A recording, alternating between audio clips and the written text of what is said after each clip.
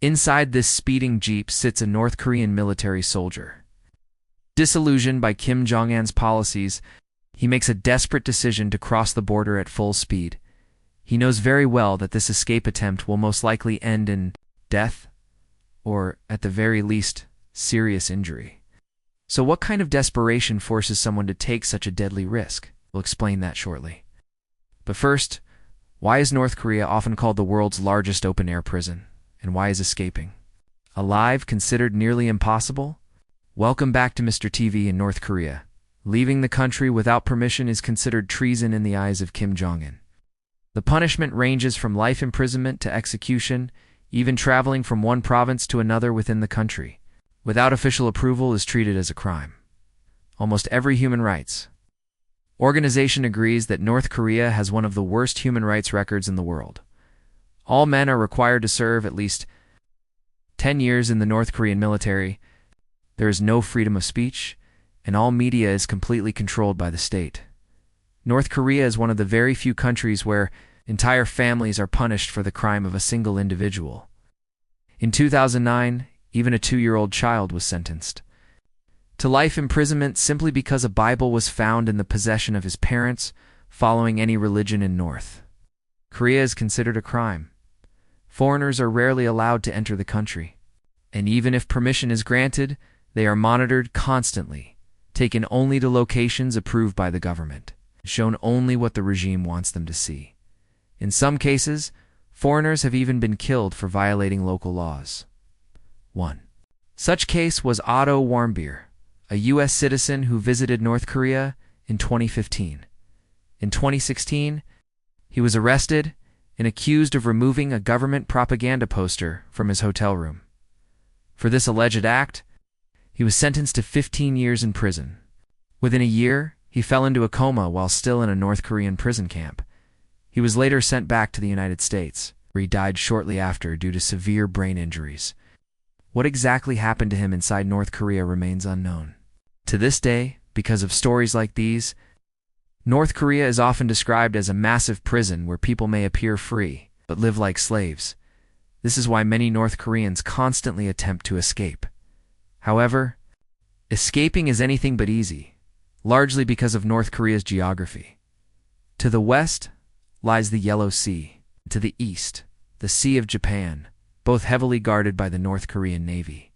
Illegal boats rarely stand a chance. To the south is South Korea, one of North Korea's biggest enemies. Security in this area is extremely tight, ironically.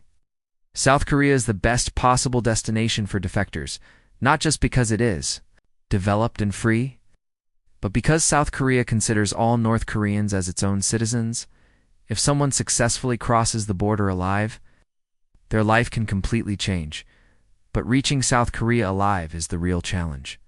The border is guarded so heavily that even a bird would think twice before crossing.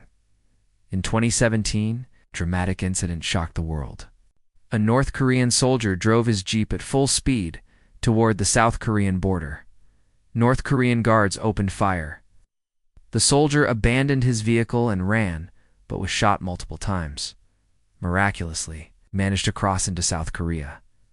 Later that evening, South Korean soldiers dragged him to safety and saved his life.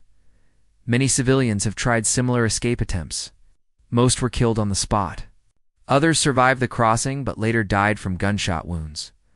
The border is protected by nearly 750,000 soldiers, barbed wire fences, and landmines. Another historical escape route lies to the north through China and Russia. This route is slightly less guarded but still extremely dangerous. The 1,300-kilometer border is filled with mountains, forests, and freezing rivers like the Tumen and Yalu. Defectors often wait for winter when the rivers freeze and can be crossed on foot. However, reaching China or Russia doesn't mean safety. Both countries have agreements with North Korea. If a defector is caught, they are deported back where unimaginable punishment awaits. So defectors must keep moving toward countries like Thailand, Vietnam, or Mongolia. These nations do not send defectors back to North Korea. Instead, they are transferred to South Korea, where they can finally start a new life. since the 1990s. More than 34,000 North Koreans have successfully escaped to South Korea. After the collapse of the Soviet Union in 1991, North Korea lost major support. International sanctions followed. Famine spread across the country. An estimated 3.5 million people died due to hunger. As conditions worsened, escape attempts increased, peaking in 2009 with nearly 3,000 defectors, but everything changed. After Kim Jong-un came to power in 2012, borders were reinforced, signal jammers installed, surveillance increased, and cooperation with China intensified. Escape became far more expensive. Smugglers who once charged $2,000 began demanding tens of thousands of dollars, impossible for most citizens. Then came COVID-19 in early 2020. North Korea completely sealed its borders. A strict shoot-to-kill order was issued at the northern border. Since then, successful escapes have dropped to almost zero. Today, North Korea remains one of the most isolated places on Earth, a country where people cannot practice religion, speak freely, or contact the outside world. Public executions are carried out by firing squads. Even contacting a relative in South Korea can result in execution. The world watches, but does little, because North Korea possesses nuclear weapons. Even global superpowers are limited to sanctions alone. This is why North Korea continues to exist as the world's largest prison. This was Mr. TV. If you found this video informative, don't forget to like, share, and comment. Thank you for watching. See you in the next video.